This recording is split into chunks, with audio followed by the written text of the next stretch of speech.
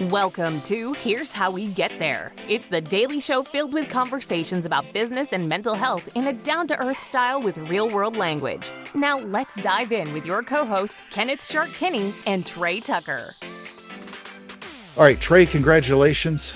You took a bath today, but it's a little bit different, I understand, than normal. What'd you do? So this was my first ever cold plunge. I keep reading about the benefits. There's research coming out about the possible long-term benefits of it.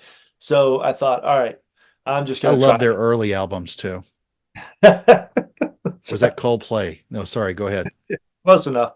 So the first thing that ran through my mind as I was approaching the cold plunge, because this being my first ever one, was, do women know about shrinkage? And then from that point on, if you're a Seinfeld fan, you catch that reference. Hello, Yeah. all our Seinfeld fans.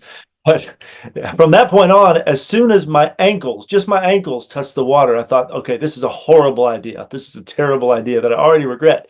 But I went ahead and just jumped right in, and I submerged up to my shoulders. And I truly, I think I'm a relatively tough person, but the first 30 seconds, everything in me wanted to get out and run away like a scared little baby. And I just kept having this war in my mind, like, do not get out. Because I can name 4 or 5 of my friends who have done this and have stuck with it for at least 3 minutes. So I thought, if they can make it, I am not getting out of this and having to say that I quit. So I just stuck in there through, I think it was like 45-degree water or something like that. I kept looking for a shark, in fact, hoping a shark would swim up and just kill me so I could be relieved of my hypothermia.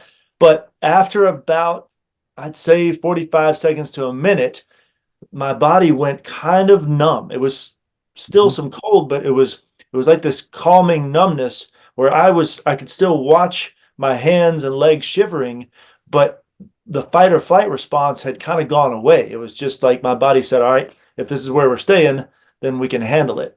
And I thought, wow, I've made it through uncomfortable situations before, but never one that was this intense in such an acute short amount of time. I thought, okay, I could see the benefits of this just from a toughness standpoint alone. But then after I was done, because I made it about 5 minutes and I got out and I was still shivering, but I felt confidence. I felt like, man, I did something. I actually proved something new to myself today, and also had these kind of this euphoric feeling of a natural high. So I think I'm going to keep doing it. I don't know how often, because the place I would go to is kind of a drive, but I could see where people get a little bit addicted to this stuff. It's intense in a healthy way on the back end, but it's miserable on the front end.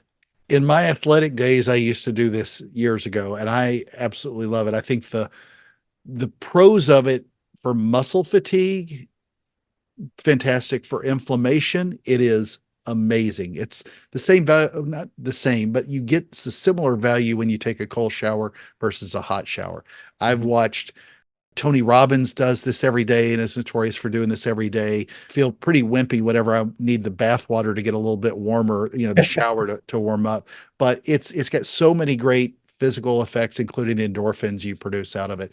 The drawbacks are you could get literally frostbite if it was out on the lake, but could get hypothermia and even die if you stay in there just a hair too long. But I think it's fantastic because it is, despite when you first enter into the water, it feels like you're on fire. It doesn't feel cold. It's such a numbing or just overwhelming heat bite feel. It's crazy. But what you quickly figure out, especially if you time it out right, it's mind over matter. Yep. The whole thing is just figuring out. And there's so many great lessons you can get from enjoying it. But you're going to do it how often? I mean, they say to do it 3 times a week. I don't even know if I have time to do that, but I'm going to give it a shot at least twice, 2 or 3 times, just see what happens. Well, if anything, just at least do a bath 3 times a week.